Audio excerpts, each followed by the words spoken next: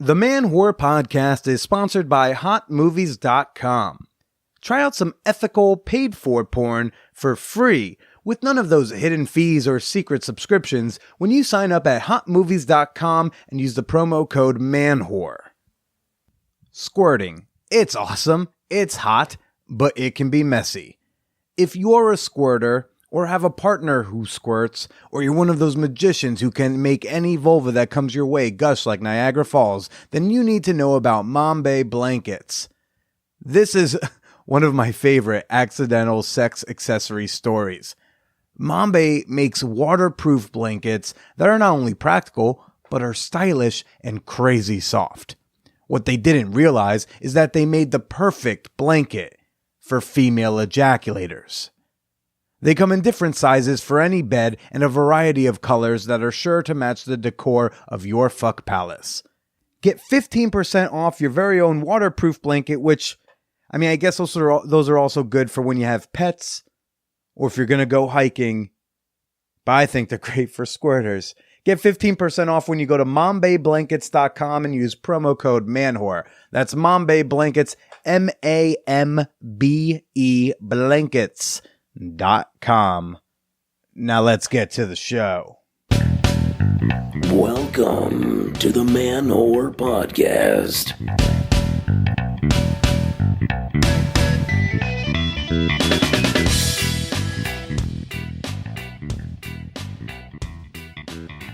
Shout out to all who survived the Battle of Winterfell. Although, come on, we all know somebody was fucking during that fight, like down in the crypt, right? Somebody must have been like, if we're going to die tonight, we might as well go out fucking. Hey, everybody, how you doing? This is Billy Procida. You are listening to the Man Whore Podcast. This week on the show, we've got porn star Mia Isabella. Ooh, and I cannot wait to share her with you in a bit. But first, get them hot. Get them dates. Show dates. Oakland, California, June 1st, we're doing a Man Whore Podcast live show. Yes, we're doing Man Whore Podcast family style. Ooh, Billy, what's family style? That sounds gross. One, don't judge. Two, it's not like that. We're going to do a Man Whore Podcast live show in Oakland on June 1st. It's going to be me and my baby sister, Kelly, and we're going to be having an open and honest conversation. That's going to be at the Octopus Literary Salon. It's a 7:30 show. Doors open at 6:30. Tickets are $25 at the door, $20 online. And you can get your tickets at manwhorepod.com/tour. Chicago, don't worry, I haven't forgotten about you. I'm trying to lock down a venue and a date by the end of this week, so you will get a notification about that very, very soon. But I'm aiming for one of the last 2 weekends of June. So Chicago, hang tight. Oakland, get your tickets. And everybody, listen up. Man Whore Con, August 2nd through August 4th. Will you be there? Will you join me and your fellow fan whores in the greatest city in the world, New York City, for just a really fun, awesome, kick-ass, sex-positive weekend? Oh, it's going to be a blast. I've already announced that there's going to be a Man Whore Podcast live show. There's going to be an exclusive after party, which gets a little sexy, gets a little crazy as we approach midnight. We're going to have that party. We're also going to have a roast of Billy. Hey, how you doing? And oh boy, I'm excited to announce Man Whore Con has its presenting sponsor. Yes, you know him, you love him, MotorBunny.com. We all know Billy loves his motor bunnies. Yes, I have two. I'm spoiled. Life's not fair. Deal with it.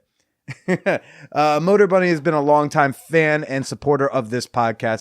Motor Bunny wants me to share that they stand for more than just a high-performance sex toy. Okay, they give you the chance to be in the know. Because, hey, don't you realize how much social capital you get for having a Motor Bunny?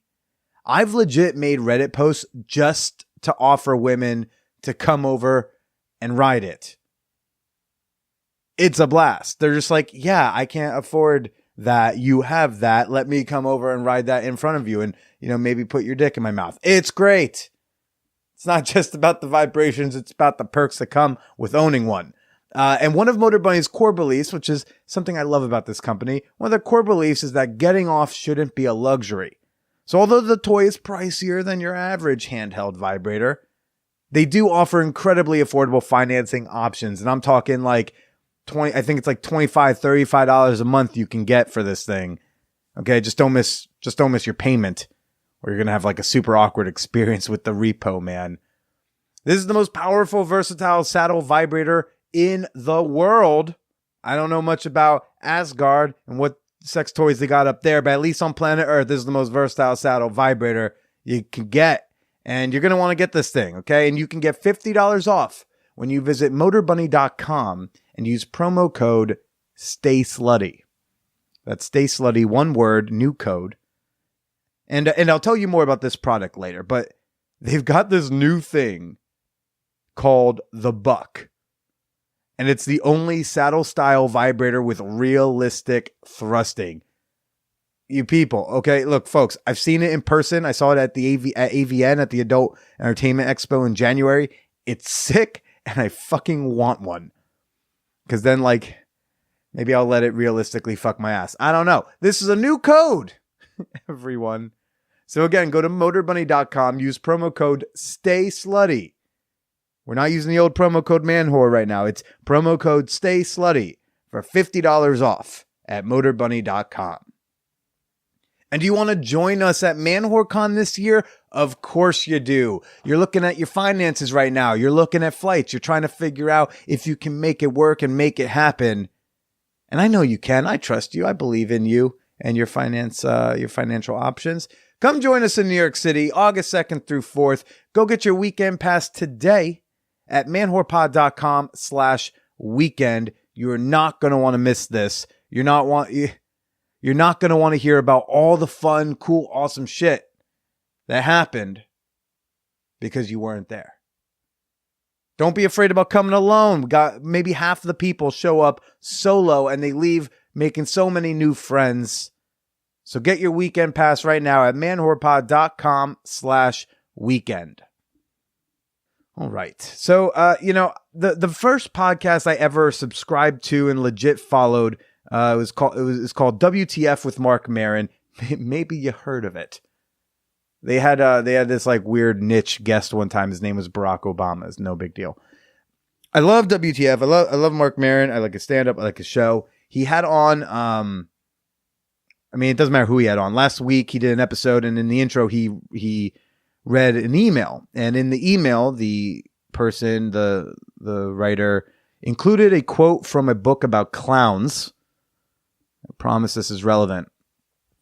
Mark read this on his show, his episode with Brian Callen, and it really spoke to me. I really connected with this, and I wanted to play it for you. So why don't you listen to this? A clown entering a performance space must experience pleasure at being there, even if that clown is nervous or afraid or unsure. A clown revealing his or her vulnerability must experience pleasure in doing so, even if what he or she reveals feels embarrassing or overwhelming. The clown's pleasure lets the audience know that it is okay for the audience to consider what the clown reveals, that the clown is okay with what he or she reveals, and that it is okay for the audience to be affected, moved by what is revealed, moved, provoked to tears or to laughter. Crucially, the clown's pleasure allows for the possibility of laughter. It allows the audience to laugh at the beauty of the clown's ridiculousness, and in laughing at the clown's ridiculousness, the audience laughs at its own, unquote. Sue Morrison, Clown Through Mask. I'm basically a sad, slutty clown boy, and I do genuinely enjoy sharing so much with all of you. Being transparent is one of my few strengths. I'm occasionally funny, but like always transparent and honest. It's just what I know how to do. And people seem to take a lot from it. Some of you have expressed that you've learned things. Some of you all have said you've been able to relate. It's been able to help you with your stuff. And that validation helps make this worth it. And I appreciate those of you who validate that entertainment with, and I'm not just saying money is the only validation, but, every new Patreon pledge, or those of you who show up to my shows, or someone who buys a t-shirt, that makes me feel more comfortable putting this out there. I was thinking about that quote as I approached Saturday because Saturday I broke things off with someone who I like, who I care about, who entered my life at not the best time. Some of y'all might remember that I've referenced a person that I had been seeing the last few months. Those of you in the Champagne Room and I think the Peep Show have either seen her or have read some of our stories together.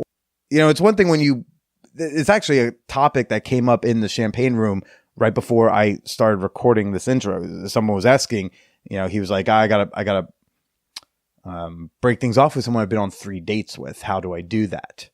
And it seems to be a typical problem. How do I break things off with someone? And I would say you just say you don't want to see them anymore. But a lot of people go, oh yeah, but I don't want to hurt them. Let that go. You're going to hurt them. Like as soon as I really understood that I needed to end things with this woman, I knew this was going to hurt her, and that pained me because I knew it was going to cause her pain. You can't avoid that. It's an unavoidable thing. Why did I break things off? She hit me up on Reddit originally, and this was supposed to be someone who we were just going to like Netflix and chill. Like legit, she wanted to just come over and fuck around and watch some Netflix and have some more fuck arounds. That's what I opted into. What I didn't realize was I was going to connect with her and like her and want to spend time with her and text every day and all that stuff. The problem is I don't really have the capability for that right now, and I've been really busy with a lot of stuff that I'm planning. You know, I'm planning these 2 live shows out of town. I'm playing ManwhoreCon. I've got some other exciting things I'm working on. Getting my stand up back in working order. Hustling to make ends meet dollar wise. I have not been dating. Like I haven't even felt the desire to swipe. And it was like I told her about a month ago. I was like, I don't think I can. This is going to progress into a boyfriend-girlfriend relationship. I don't think I have the bandwidth for that right now. And I don't want you to continue on like waiting for me to get there. I'm not thinking I'm going to get there. And she was okay with that, but we also haven't been fucking, and that's on me because I've been having a crazy low libido. And I'm not sure if it's because I don't want to be fucking, or if I just don't want to be fucking her. Or if I just don't want to be fucking her right now because I'm at the heaviest I've ever weighed in my life. I don't know. And I figured I'm not going to find out by staying with her. Because although I love the affection and everything I get from her, I didn't really want to use her as like an affection machine. I didn't think that'd be fair to her either. And so I had to make a tough decision to break that off. And honestly, that it feels like a breakup kind of proves my point that it was going in a direction I wasn't comfortable with, at least for right now. So that was rough. That was tough. That was not fun. I don't know if anyone's noticed this, but the title technically for this podcast has changed, or at least it should appear changed in whatever podcast app you're using. This show started as a sex positive quest for love. Billy would like to be in a romantic relationship. I have since starting the show been in a couple of those, been in a few of those in a more one-sidedly way, been more on the receiving end of a lot of the I can't do this anymore because it's getting too serious. I've been on that side a bit, and I've changed the show name to just the Manwhore Podcast, A Sex Positive Quest, because I think that's more I think that allows me the space to explore whatever it is I feel like I need to be exploring at that time. We all now know that Billy is capable of being loved and loving someone. I know that now. So I'm less nervous about no one's going to love me or date me ever again. That's not really a concern of mine anymore. So it might sound odd to some of you when I say somebody wants to be in a romantic relationship with me, and I don't, even though I like her. Because I guess, as I evolve as a person, this show also itself is going to continue to evolve between the types of topics we discuss and the types of guests we have. I mean, obviously today we've got a porn star, Mia Isabella. Ain't nothing changed there. But, you never know who I'm going to seek out and think that I need to talk to here. And I hope you will all be supportive of those decisions as the show moves forward. I know a lot of you could relate to the concept of like wanting something more and the other person not. And that might have been an appeal for you for the show. So I hope that Billy not being all girlfriend seeking right now is going to be a turnoff to you. I hope that will be accepted as just, where I'm at right now. So yeah. I don't have an easy transition into this. I guess let me make an attempt at a segue. Hold on a second. Doing all this for you, is worth it in large part because of my patrons. Okay, we found it. Hey, segue into the fan whore appreciation moment because I appreciate the awesome members of my fan whore community on Patreon. Yes, this is the part of the podcast where I like to show some gratitude to a few members at a time who have been a part of this wonderful group. I want to give a shout out right now to Adam Grimes. You seem so fun and outdoorsy. It gives me anxiety. Yeah, I see. I snooped a bit at your Facebook and it was all like, oh man, he hikes and he bikes and he travels. And am I hiking and biking and traveling enough? I should hike and bike and travel more. And I don't know if I make enough money to hike and bike and travel. So I'm just going to sit in my room and watch Anthony Bourdain. Thank you so much for your support, buddy. Shout out to Jason Day. I enjoyed your brief tenure with us in the Peep Show. And I do hope you go on to bigger and better things. But thank you so much for your doll hairs. They were much appreciated. Also, a shout out to someone who chose to go by Adventurous Couple. You voted for Trump. You gave me money. And conscious capitalism is confusing. So I guess thank you for helping me pay my rent, but also do better. And, and I don't normally say this, but thank you really to everyone in the Champagne Room and the Peep Show and my members who email me on the regular and DM me on Instagram. All of y'all, you're great. Honestly, my days would be a lot more boring and lonely without you. So big ups to everyone there. And if you would like to get some big ups yourself and join this awesome sex positive community, and support this podcast because, hey, it's important to support independent content creators. Head on over to patreon.com/manwhorepodcast. If you pledge by the end of today, May 1st, you will get the Honk If You're Into Consent bumper sticker. Isn't that one fun, right? You can take consent culture on the road by slapping this one on the backside of your vehicle. So make sure you pledge before midnight tonight. Go to Patreon, patreon.com/manwhorepodcast. Before we get to this week's guest, Mia Isabella, Teresa Lee is a fellow stand-up comedian, and she just made a short film called I Think She Likes You, which is currently at the Tribeca Film Festival. Her short will be actually touring around to other film festivals all over this wonderful country of ours. I always feel weird when I say wonderful country of ours. I don't believe that. Okay. But I do believe, I did watch the movie and it's a fun one. It's we'll just say it's about a threesome from the female gaze. Yesterday, I put out a bonus episode with Teresa Lee on Patreon, but she recorded a little extra just for you right here. Talk a little bit about her flicks. So let's go listen to Teresa Lee. So I'm sitting down right now with Teresa Lee, a fellow stand-up comedian. Hello. Hello, how are you? Yeah, I think we did one of our first shows together. It might have been one of your first Triple shows. Crown. Oh, yeah, that's right. Yeah, because I remember being at that one. Oh, yeah, you've been doing it since NYU. Well, yeah, my first time was at my sophomore year's Ultraviolet Live preliminary. Wow. You have a film in the Tribeca Film Festival right now. You have a short film called I Think She Likes You. It's about as you say, a threesome from the female gaze. Yeah, exactly. It's about two women in a relationship, even though one doesn't want to define it, who bring home a guy. And we want to flip it a little bit. Aggressively bring home a guy. Like, yes. It's in the first 6 seconds, I was just like, wow, okay, just going there. Yeah. We definitely don't pull any punches, and we try to move it along quickly. It's a lot of fun. I think it's high energy. It's me, Christine Medrano, and Josh Fadem, and it's directed by Bridie Elliott. All stand-ups. They're all great, and it was a lot of fun to do. And we basically just wanted to, like, a lot of people think of threesomes as an escape.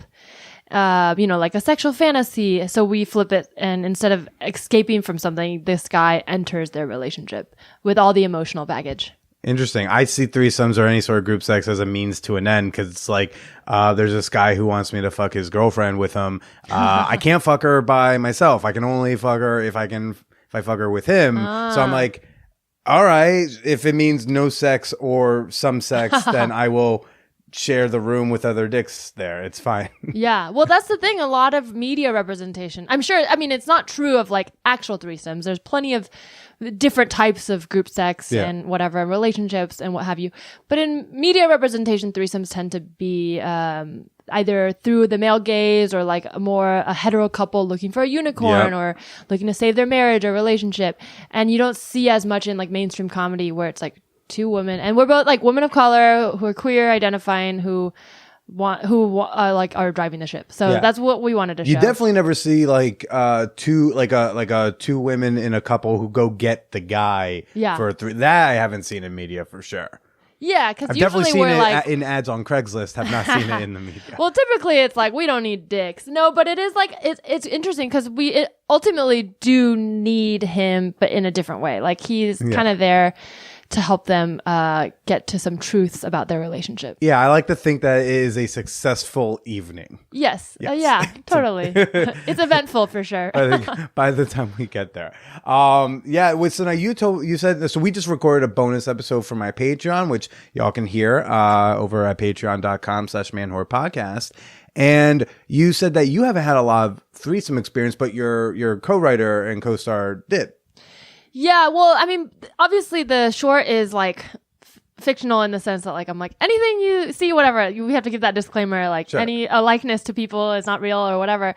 But yeah, we drew a lot from our lives and our experiences, and there's a lot of specifics pulled emotionally, and whatever from our own lives. But yeah, in terms of the threesome, we thought it was a good vehicle for this story. But it is more specifically pulled from her life. But we kind of mesh things together. So it's really this story that I feel like it becomes universal, even though it's hyper specific. Without giving away what it ends up being, it's like, was that the avenue y'all started with, or did you go like, let's write about a threesome from the female gaze, and that's what you ended up with? No. So she had a story and notes written down about a time when her and the girl she was dating decided not to have a threesome because they found out he was a Trump supporter. But so that's where it started from. But it became more than that. Like I thought it was a funny idea, and then we kind of were bantering back and forth and throwing ideas and riffing and notes. And then it became more about how do we show the story of these two women in a relationship and like all the baggage they have and all the stuff they're not dealing with through this evening of trying to have a threesome. And then the Trump thing kind of fell away. I mean, there's like a joke that made it through that's kind of there, but it's not really about that. For sure. How long have you known Christina, right? Yeah. We met through stand-up in LA, but we actually kind of have only really known each other for a year. Is that crazy? Yeah, well, because I was going to ask, like, what's it like to write? This isn't much of a giveaway, but what's it like to write and then perform in a thing and then like make out with your friend and co-writer and now roommate? Yeah, a lot has happened since this short. No, we met maybe about a year and a half ago. We started hanging out because we were both unemployed, and we were just writing together. And then we went on tour together last year, and we got a lot closer through that. And then after that, we were both unemployed again.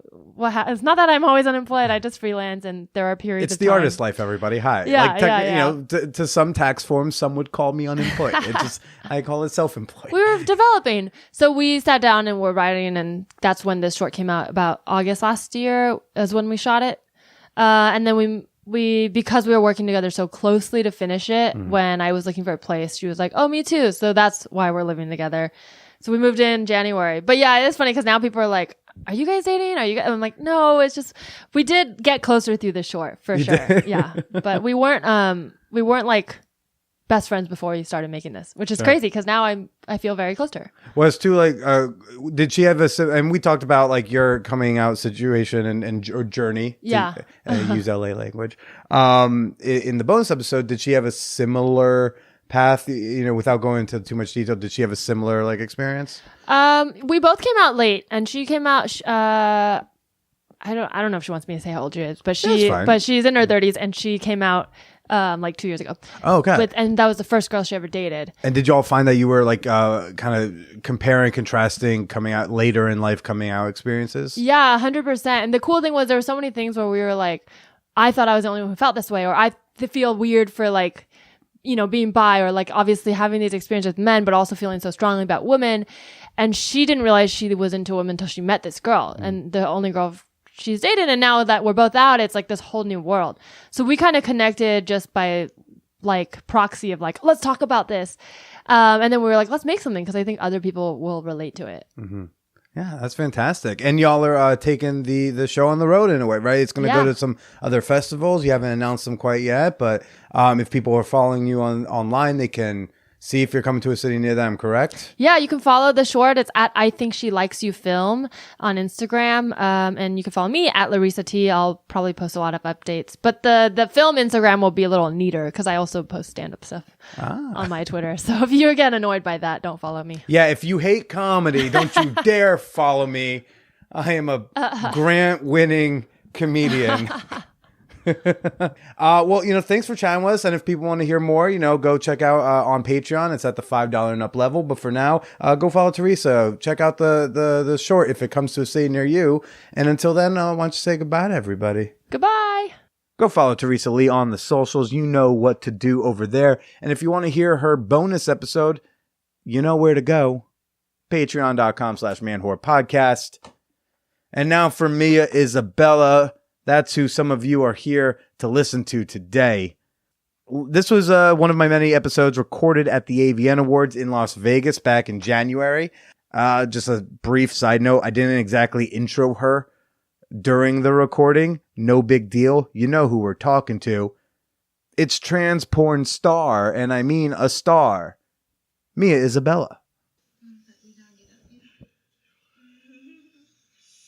Well, you know that I couldn't intro Mia Isabella without letting you hear a little taste of Mia Isabella.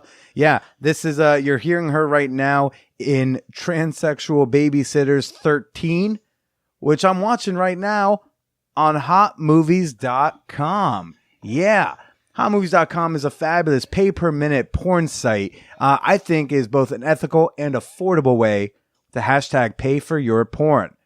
And you can watch all sorts of Mia Isabella movies over there. Oh my gosh, they got so many. You can watch all sorts of Man Whore Podcast guests at hotmovies.com. So why don't you head on over there and get yourself 20 free minutes on top of any package you sign up for when you use promo code MANWHORE. Again, go to hotmovies.com, promo code MANWHORE, get 20 extra minutes, hashtag pay for your porn, or you know what? Hashtag pay for some of your porn. Or hey, hashtag try the free trial with promo code MANWHORE. Now I'm going to go finish watching Mia Isabella get fucked in the ass, but why don't you go ahead and listen to me chit-chat with her before the Avian Awards.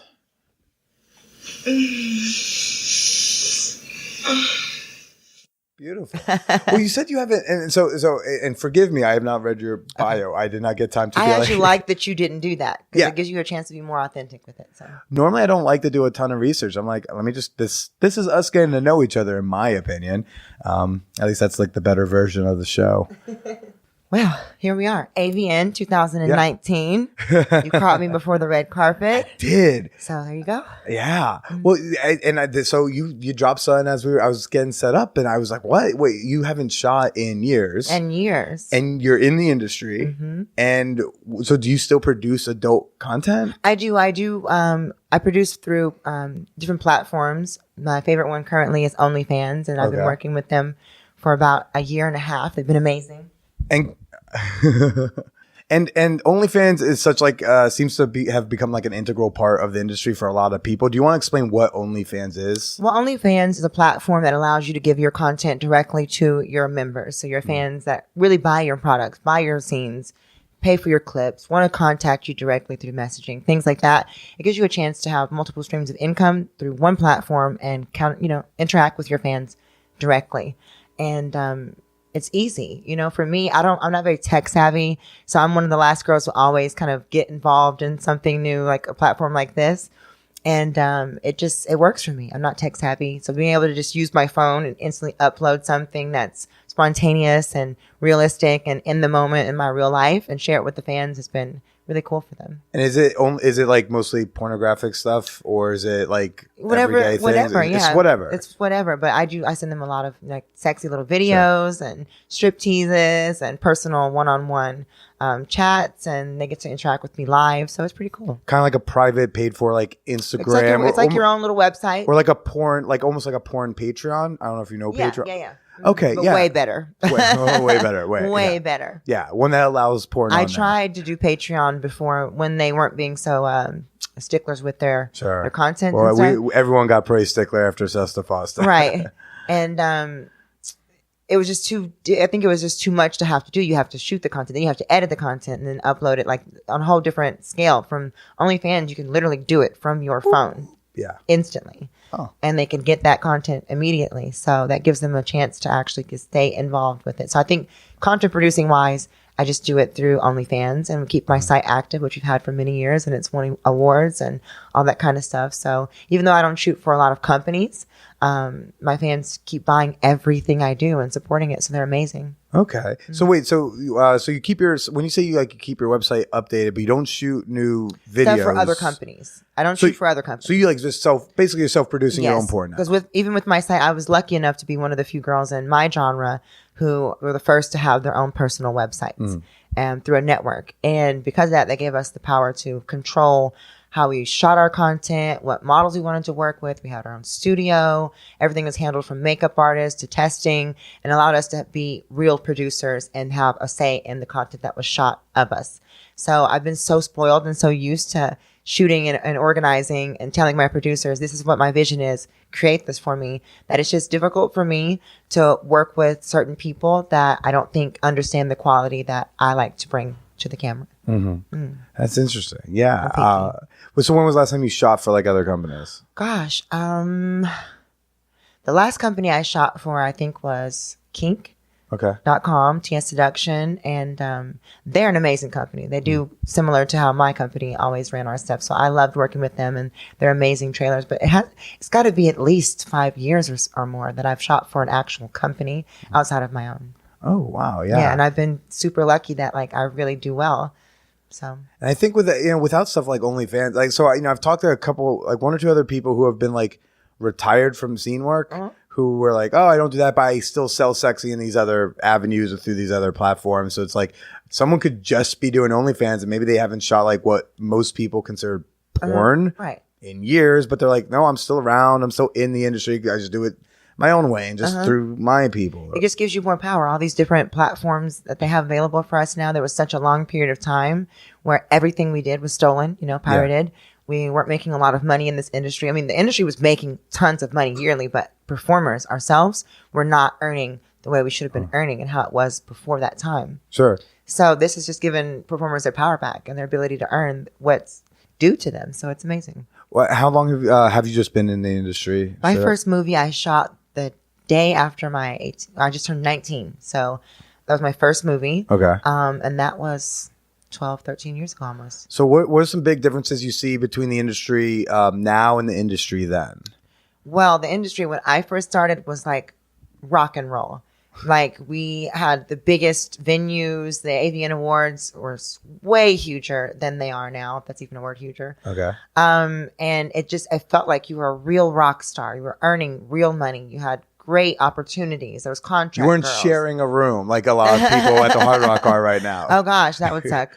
No, but there was a time when like we were earning a lot of money, and then there came that big gap in that period during the recession where everybody used that as an excuse to not pay us accordingly, and then our content was being consistently stolen and pirated, and we weren't able to earn directly as performers. Scene rates dropped for people, so of course I wasn't going to shoot for people. They're not paying enough. Wow. Yeah. I didn't even think that the recession hit around the same time where like tube sites became more ubiquitous. It was around that time. Yeah. Because like just before then, it was still kind of like it was pirated, but you were getting it from like a Napster, a Morpheus, a LimeWire. Like even I remember the beginning of college, like I was still kind of using LimeWire. Right, okay.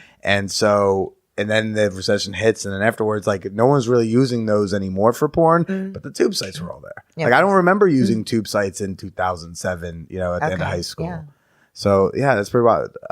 So you're saying you were like more of a rock star then? You're making more money then? I feel like the industry as a whole, as far as performers directly, yeah, they were making a lot more money. And then, especially in the trans market, we were just starting to get our hold and being able to have creative control. First girls having their solo sites, working with our own networks, taking control of that particular genre directly as performers. Having some say over the titling. Having say over everything. And being like, I'm not there was doing a time movies when with they didn't even these let trans titles. performers come on to accept our awards at Avian. Really? Oh yeah, we had to fight for that. I was here before that even happened. Y'all were treated like most clever title, like my friend Aton Levine. They weren't even like letting us go on the red carpet sometimes. Yeah, unless you were a really big name and like you were associated with certain people, you had a good publicist. They weren't even letting girls come on the red carpet.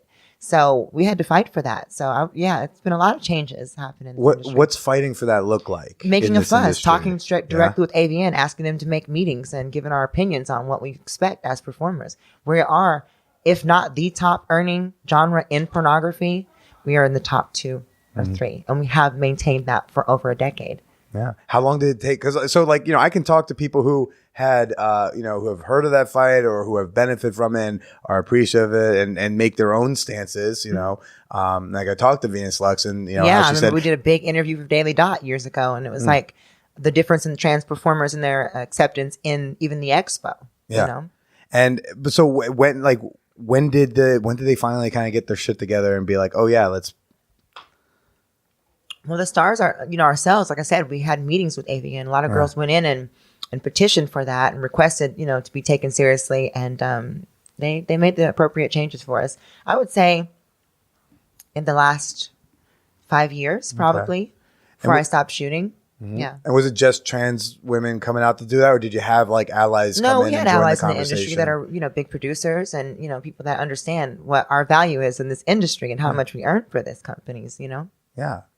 Were there any like early adopters to being like, yeah, like let's treat trans women like women and humans and like some base level stuff. I think that the base level stuff needed to just be recognized in general because the humanity to be recognized. And as a whole, when you're in the adult industry, we're all so different but similar. We're all considered in the same block, no matter what genre of porn you're doing. We're not really accepted in mainstream. Regardless. So none is better than the other. And I think it just took time for everyone to become allies in the industry and say, this is our industry. We are an eclectic community with all kinds of different people, but as a whole, we are one. Yeah. And we all earn and work for the same companies. And, this is our awards time. It's not just one particular person's awards. It's all of us who create content and make this industry $1 billion industry. Yeah. And without us, like we can get the fuck out of here and we'll go find some other way to, we'll just make our stuff without you. Well, I mean, we're able to do that now. Yeah, which is an incredible time. And whether it's porn and I've been seeing, doing the show for the last a few years or, talking to more and more porn people and getting to know the industry better. I continue to see more and more parallels between porn and comedy or porn and just being an entertainer when it comes to just having access to your fans, being able to go directly to them and not needing a middle person to sell to, like having sites like an OnlyFans or a Patreon. I mean, Patreon's Snapchat, Fan Central, ManyVids. There's so many platforms. These platforms that go like, hey, these are your fans, and like we're gonna give you we're gonna take a little cut for infrastructure, but we're gonna give you the infrastructure to sell to them, rather than you getting paid a smidgen of what a company would have otherwise made off of you. And you can become a star all on your own these days. Now you don't even need the backing of big companies. You just build your social media branding. You work on those platforms. You shoot your own content. You own your own content. You get your earnings directly, and you can create your own image just that way now. It doesn't take a contract for a big production company to make you a star. Yeah. It doesn't take a publicist to have to put you out there, which publicists obviously help. Having an agent obviously helps if they are a great team and stuff like that, but you don't need all that anymore. Yeah. You can do it yourself. Yeah, you just need that. Power of the internet. But now when you started in the industry, there wasn't this social media. There wasn't this direct access to fans. And so you still need a business. Like social media requires business savvy to do it well. And a lot of y'all are so great at it. Mm-hmm. Back then, what did good business savvy in porn look like? Being one of those girls that got a contract deal or being a part of a network where you shot your own content and people, you were a contract girl in the beginning? With SMC. Yeah. Okay. SMC Revenue was the first or one of the two. companies that made their own network of trans contract girls, and we all had our own solo sites. And it was the first time ever that we had that kind of power over our niche and controlling our content. And just in a few words, can you just explain the concept of someone who's like on contract as opposed to people who just shoot porn and people who are like the contract girls? Well, yeah, obviously if you're a contract girl, you get a lot more press. You know, you have a company behind you who's putting out new press releases, new DVD titles all the time. They're making sure that different products are being nominated, different DVDs and things like that. So you're guaranteed a certain number of films. You're gonna build your base faster if they have the kind of network where they have a huge pool of members to choose from. And then what was the other part of the question? Oh, just the concept of like to have not having a contract. Yeah, well, just like nowadays you don't need it's like a now it's just it's a term that I don't think not everyone knows. The big company. That's how you became a star. My first project I ever did was for Anabolic, who at the time was one of the biggest production companies. I think it was Diabolic and Anabolic, or sister companies. And I became an instant star because they had such a huge, grasp on the industry, productions and distribution deals, and the DVDs were always in every single store around the world and that kind of thing. So it's unnecessary now. Yeah. But I mean, that made me a star. They introduced me to that market. And overnight, it kind of seemed like that's how it was. You would have had a very different career should you have not had you not become a contract girl early on. Probably, maybe not. I don't know. Well, I still would have been successful because I'm very competitive. And so I would have just shot for the top companies and made sure that I was seen and out there. And I always had a good publicist that made sure I was constantly in the media. But it did help. Yeah. It did help at that time. But again, now you don't need it. Just be a little tech savvy, good with social media marketing, and good at producing your own stuff, even if it's just with a phone, and you can build a base all on your own. Yeah. Did you have this type of business marketing savvy when you first got out? Was there like a different career path that you had in mind? Like where you were like, I'm going to be a business owner. It just turned out to be your own body as the business, so to speak. I finished school when I was 16 to go into medical school early to get my prerequisites Smarty done. pants. Yeah, I was in that kind of realm and a violinist and all that kind of stuff in the orchestra. I was expected to go to medical school. I had a corporate job at 18. Wow. And then I wanted to follow my dream, which was fashion. I ended up going to school in Paris and getting a degree in fashion marketing and merchandising. I opened up my first store when I was 21 on Michigan Avenue in Chicago. And I got to do that dream, but I missed that little bit of a rush that I got in that other world where it felt like I was getting to be have an alter ego and things were more exciting. And I could explore my sexuality as a trans woman who was learning my body and learning to accept myself and be open with myself. And I did that first project, and that was just kind of it. I was kind of hooked on the attention and the glamour and the lifestyle of the industry, and then I just followed it. So it wasn't even about contract. I just got excited about being naughty. Yeah. So did you, like in the beginning, was it more like doing a little, because you said you had I was being rebellious against my family. Right. So it wasn't like you were like starting the industry like full force in the beginning, because you said you opened the thing at 20. So but you like missed I did a project. Performing. I did a project, and I thought it was like a photo shoot. And then I got there, and they're like, "We're shooting a porn movie." And I'm like, "Oh, I'm in this big mansion in the valley, and you were it's all still these down?" people." And I was just like, "Okay, how much you paying me?" They wrote the check, showed me, and I was like, "Okay, I'll try."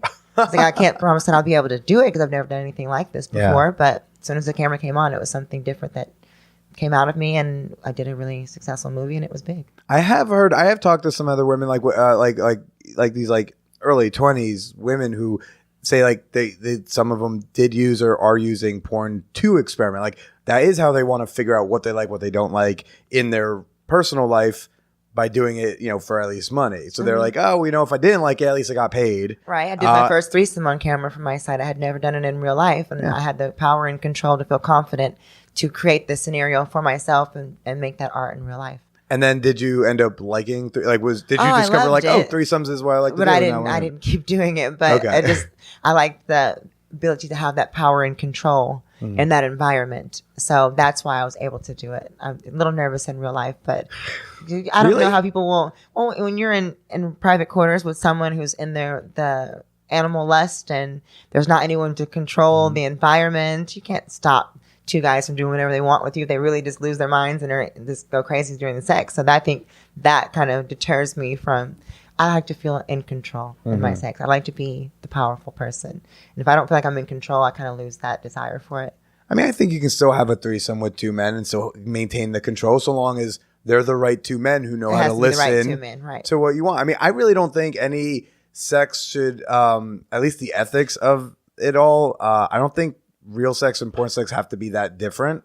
Like, they'll look different, but I don't think the negotiations of consent or like the attitudes or like the course. caring about how someone's feeling and reading. I don't think any of that has to be different in the real world. So course. like when you say, I like It to just made me control it nervous. unseen. Yeah. Well, like, I mean, you got one person at least down. Like, so you're halfway to a threesome that you can be trusting in, right? Mm-hmm. So it's just about finding that other person who won't be a shithead. Well, yeah, that understands Yeah. 'Cause what the person wants that's creating that environment. Yeah, you got to have two partners that are catering to, your desire to be open to them and experiment, I guess. yeah. I haven't found the right two.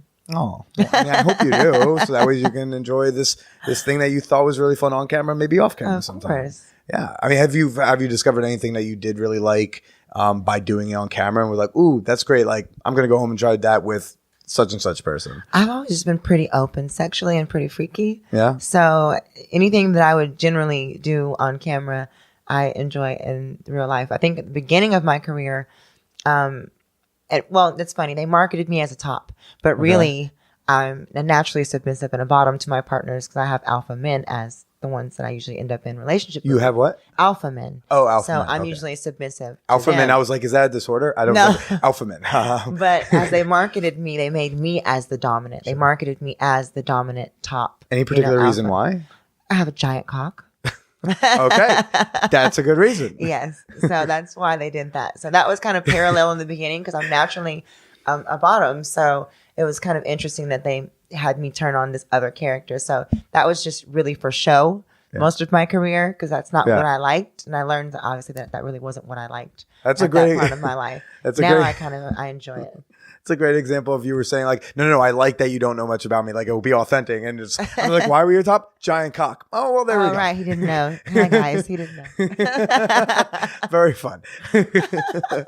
I mean, were you topping earlier on in your career? First movie. Very first And movie. how long had you been transitioning or Oh, I already had lived my gender identity since I was 5 years old. Oh, okay. I hadn't had any surgeries to transform until I was of legal age because my family would not give me consent Sure. until I was an adult. So Well, because I had I've had some friends who said like, they'll go on a date and then, they want her to like top them. And she's like, yeah, no, but that was like, it's very dysphoric for them. And then yes. can like, knock them out of whack. So I didn't know if maybe that was something early, if you had already been living in a way for so long, but I feel like if you're just discovering that and then like, a year later, they're like, oh, we want you to do this thing. that's actually kind of how it went because I didn't lose my virginity until I was 17, almost 18.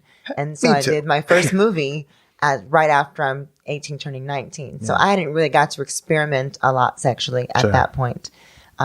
So yeah, that was how I guess I learned, but I was able to do it on film. Sure. So I was able to be a good star for that kind of marketability because I was able to perform really well.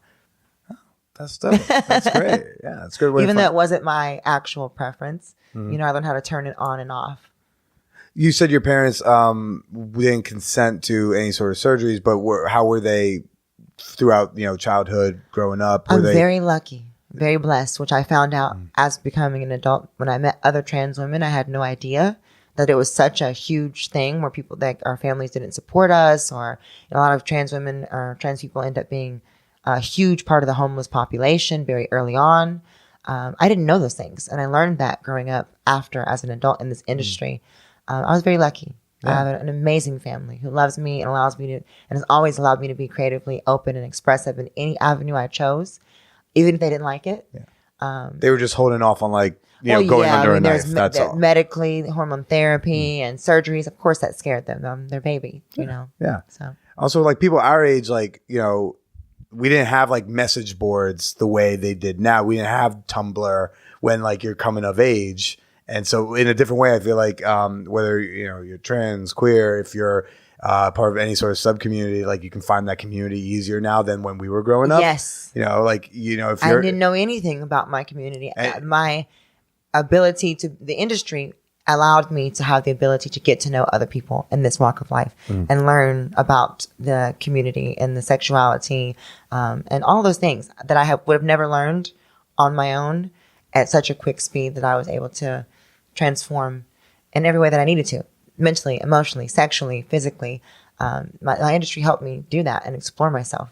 Yeah. Did you know any other like trans people growing up? Oh, no, that's not true. I did. I met my girlfriends when I was 18. Okay. But the first trans girls I had ever seen. They lived in the apartment community I lived in when I was going to college, and there was like a squad of 5 of them. And I was just by myself, very antisocial, and they would always see me walking to school, going to class. And one day they just talked to me, and I ended up hanging out with one of the girlfriends who ended up being my best friend, and we're still best friends to this day. There was a squad of 5 of us, and I was the baby. So I got to learn things at an accelerated pace once I met them, and I think that made it easier for me to be comfortable too. Oh no, absolutely. Although, but was did part of you just go like, wait, how did y'all 5 get together so quickly? I haven't been able to find anyone. Right. Well, I lived in Tennessee for a long time as a child. That's so funny you say that, because like the Venus moving to Nashville, it was like, no, Venus has been there for a while. I think. Yeah, and but I was like, why? Like Tennessee? Why? What is that? One, let's pretend it was a nice, friendly place to be. Why? And then it's like, now you're going to go to an even like, well, apparently it's a nice, happy little quiet No, spot actually, Tennessee is actually quite pleasant and beautiful in the country and the mountains. And, there's a lot of that Southern hospitality. That saying means something to most Southern people. I mean, you have your sects of bigotry and racism anywhere in the country, but it's a beautiful place. Do you find yourself mentoring like the younger and brand new trans performers that get in, or do you not have the time to? Well, I am lucky enough, I think, to be seen as someone who's legendary to a lot of young women in my industry. And I have been able to be a friend and give some advice to a few people that I thought were great people that could accelerate their career and give them some tips to skip a lot of the BS, And I've met some great women through Lainey, who I've also learned a lot of things from. So I'm still consistently learning. I'm not at the top of my game, even though everyone seems to think so with the awards, the nominations. I feel like I have a lot more growing myself to do. But yeah, sometimes. Where do you think you still need growth? And that could be in the industry or not. Well, definitely learning more about the technology advances and seeing what the younger generation in my community are doing and how they're expanding their fan bases and their careers and their independence. I learned that, these different apps through seeing the younger girls do it, because in my time that we didn't do we didn't need to. We had companies that did that for us. So I learned that from them. And I'm still learning to be a little bit more savvy and take more control of my branding and my career. And I learned stuff too. I'm still learning lighting, as you learned earlier. You stop learning, it's time to move on. You can't learn something from someone, then, or your job, your industry, whatever it is, and you just feel like you're at a plateau. Then what's the point? Is there like some sort of platform that you're still being like, I don't fucking know, like wow, like me, Snapchat, like I'm not trying this. I can't. I had Snapchat for like 6 months when it was only about nudes. I took a break for a year. I came back. There were stories and filters. Like, no, thank you. I'm bye. It's like I don't want to learn. I'm willing to learn anything that's going to make me big money. Okay. So yeah, I'll put it like that. Building the empire, building the empire, stacking that money. Yeah. So wait, back to when you opened up this company when you were 20, or this my boutique. Yeah. When did you finally go like, I missed that rush too much, and like I want in? Not just like maybe I do a shoot here and there, but like, you know what, I want in. Well, I got married very young. Okay. And my husband was a very wealthy older gentleman, and my family kind of pushed and organized that marriage to happen. And I was in a very, I guess, controlled environment where I was watched all the time. Like, of course, I had everything. I had many homes and cars and millions in jewelry that I was always decked out and spoiled rotten. Millions? Oh, yes. He owned jewelry companies. I would wear $500,000 necklace to the grocery store because I wasn't allowed to go anywhere and wear the things. Wow. Unless I was going to, galas or things like that. So I enjoyed being a wife and trying to, learn that part of myself, but it was very restrictive. And I missed that sense of freedom that I got, that rush of being a little bit of a wild girl, not being told what to do or expected to behave in a certain way all the time. Of course, I'd like to be elegant and be a lady, but there's sometimes that I just want to be myself. When I was young, and this person was much older than me. So I missed having that freedom to just explore my sexuality and speak to my fans and, you know, be in front of the camera and create. That's really what it was about. And I wasn't feeling like I was able to create, because even though I had my store and I got to have beautiful openings and deal with beautiful, amazing clientele and travel all around the world for fashion weeks, I was kind of stifled in feeling like I was being creative, because it was more of a controlled situation where, yes, I was a figurehead boss. Sure. I wasn't the boss of myself. And it was more like I missed that. And so I went back into it. Right. But he supported me. You know, he supported me. He was there on I was set gonna when I a- launched my first site. Actually, when I launched the site, he was there with me when I shot my first scenes and made sure that the industry, the people that I worked with, took good care of me. And, you know, I was spoiled in that way. I had someone always watching out for me and allowing me to have that creative expression. I wasn't having sex on camera with other people at that time. Okay. My site launched What were you strictly doing? with glamorous solos. I had my site launched for 2.5, maybe 3 years when it was just solos. And that's what my fans wanted. They wanted to talk to me like I was talking to them on camera, just them, directly, interacting with them. And so I just did beautiful, glamorous solos where I just created amazing kind of backgrounds, and it was awesome. And by solos, just solos are just like Solo being there, masturbation. solo masturbation scenes. Yeah, what do I call it? JOIs? Jack off and jack off. I went through instructions. such a I was like one of heavy- the original girls doing those. I didn't know what it was called. Now I do. I went through such a heavy JOI phase. I want to say like end of high school through like most of college. I don't know what it was, but like, man, for You like to years. hear a girl tell you what to do. I mean, I certainly love that. Oh gosh.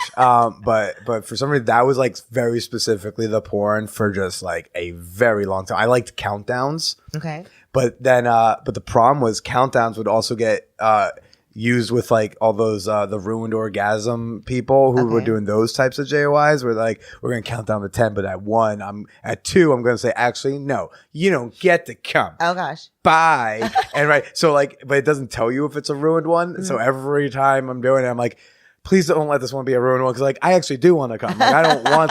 I'm not into this humiliation thing. Like my point. So it was always like but love those. Okay. Yeah. That's my biggest seller on OnlyFans right now. That's what they love. Yeah. They love that. You got any like little trick? They just constantly ask me, just tell me what to do. Just make a JOI. Just anything. Do you have like a favorite you like to do most often when you're doing JOIs?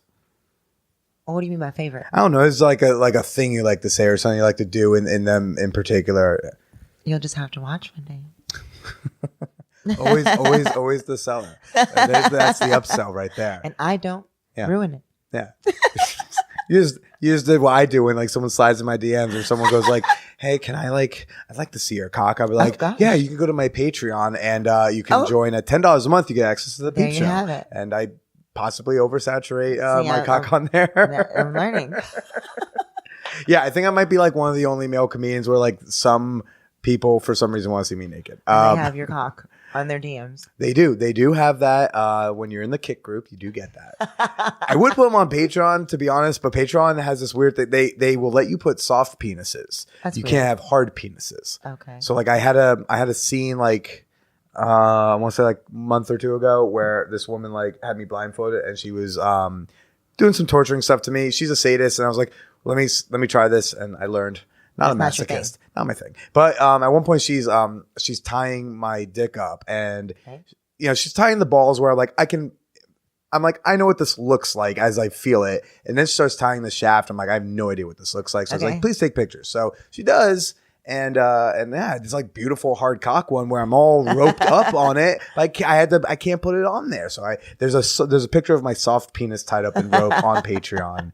But you can't post hard ones. And it's such an arbitrary rule. That's weird. Like, ban the dicks or don't. But like, don't make me have. I literally had to send an email to their support to be like, so sorry. hi, I would like to not have my Patreon taken down. So I'm asking you, here's a photo. But I can't show the photo. Not that I can't. It's just like I didn't want to bombard some random With a dick support shot. person. Yeah, I'd be like, hey. So I'm like describing in great detail the photo. It's like is a flaccid penis with purple rope tied around it, and there's a hand holding it, but it's not stroking it. It's just like holding it like it's presenting it like it's a dessert. That is You so know, silly. just so I can find out if it's allowed. So silly. And I like to think that was the most interesting support question that whoever read it Probably had ever the best received. laugh ever and showed it to everyone. They were like, yeah, all like they showed everyone like, this is hilarious, but also what is the policy? I don't know. Right. Can we tell him, give him a response for that? Yeah, it's like I like to speak to your manager about my penis. It's ridiculous. Oh my goodness.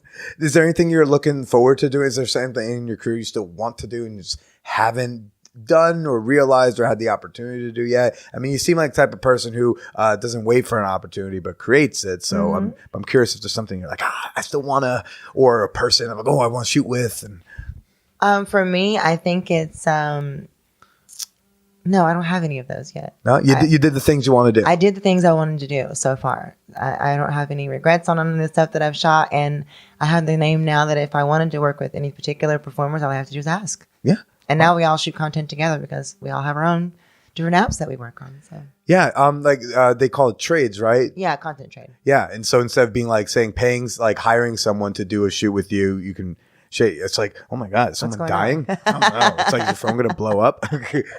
But is the concept of do you want to explain like the concept of a content trade versus say like just hiring someone to shoot for your site? Well, if you content trade, you both own it. And if you shoot it yourself, you own the content. Yeah. So no one makes any profits on it, hopefully, except for the person who owns the content. There's a difference in that. But pretty similar. Yeah. I think a lot of people don't realize some of like the ins and outs of like, shooting porn or producing and all that ownership stuff. I mean, there's still a lot of people who don't understand the problem with tube sites. In the same way, there's people who don't understand that you shouldn't record comedians at comedy clubs, but whatever, that's a different podcast. But yeah, I think people still, and I personally, I just nerd out on that type of stuff. You seem so comfortable just sitting there where a flash goes off and I'm just like, oh fuck, look cool and dynamic. Get a hand up. I just freeze and smile. That's it. Yeah, well, it's helpful when you look the way you do. Me, I'm just like, I feel like I got to do something to add to whatever this situation is. Yeah, but I'm nervous. I'm getting that anxiety, that feeling for the red carpet where you're in front of all those cameras. So now I'm kind of just like, you still get nervous Always. for Avian red carpet? Oh, any red carpet, anything to do with being around lots and lots of people, I get anxiety so bad. So I get nervous. I'm like, how would I get ready? So you'd rather watch the Avian like safely from home with like a couple of friends than be in like surrounded by a shit ton of people? I love interacting with the photogs. I've known many of them for so long. I love like being glamorous on the carpet. I just don't like being around all the people at one time. I like to be in control. I don't have any control in that way. Well, then what was your first Avian Expo like? Where like not because the red carpet at least like it was amazing though. It was amazing. I think it was at Mandalay Bay. And it was like before any of the recession stuff. And then we were like, I learned that I was in love with the industry because it was like rock star status. Sure. Like the longest fan carpets. They had security everywhere, these giant entrances for us to come through. That was just amazing. Like my first one was addicting. So did you feel so rock star that the anxiety you forgot that you were nervous? Yeah, at that time I was just that way. I was curious and adventurous, and it was like a new little adventure. Right. Well, because it's not as big and loud or something. That, I wasn't I'm nominated. Curious. You know what I mean? It was my first time. Now it's like I'm there representing a brand. I'm around my peers now. The people that I actually know, and I don't know, just a lot of different factors. That's so interesting. Like you're, and tell me if I'm wrong. It like there was lower stakes so you could enjoy and have fun. Right. Now you're representing something big, and so there's more expected.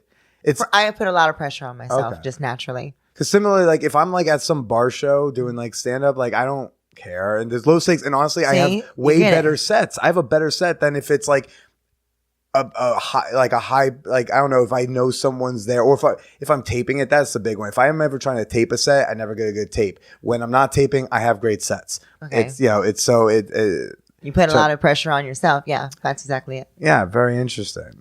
Well, I better get myself ready. All right. Well, Mia, thanks so much for chatting with me. And where can people find you? You can find me on Instagram, Twitter, and OnlyFans. That's THE Mia MIA Isabella ISABELLA. That's the Mia Isabella. Twitter, Instagram, OnlyFans.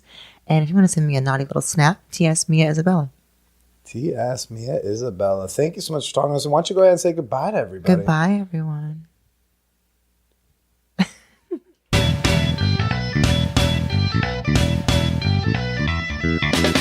Maybe I should get an OnlyFans account. Who knows? I've thought about it. Okay. I've got ideas in the works. I just want to confirm them. That I'm never going to be on ABC or the Disney Channel before I start throwing my dick around on the internet again. Go check out Mia Isabella and her work. Might I recommend checking it out at hotmovies.com. Hey, promo code MANWHORE. Let us know what you thought about this week's show. Love to get your comments, your criticisms, your questions, all that stuff. You can tweet at me at TheBillyPresida, or you can make a comment on the Man Whore Podcast Facebook page. If you prefer email, I know I do. Shoot me an email at manwhorepod@gmail.com.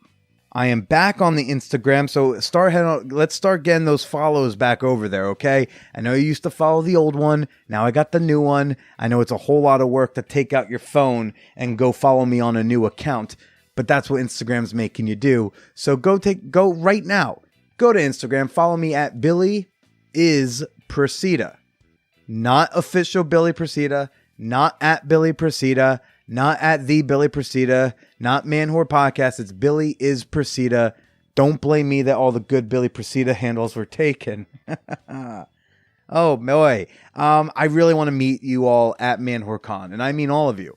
Thousands. I want thousands of people come to Man Whore Con that I literally don't know what to do with you. We'll have our own fucking Comic-Con weekend. How's that?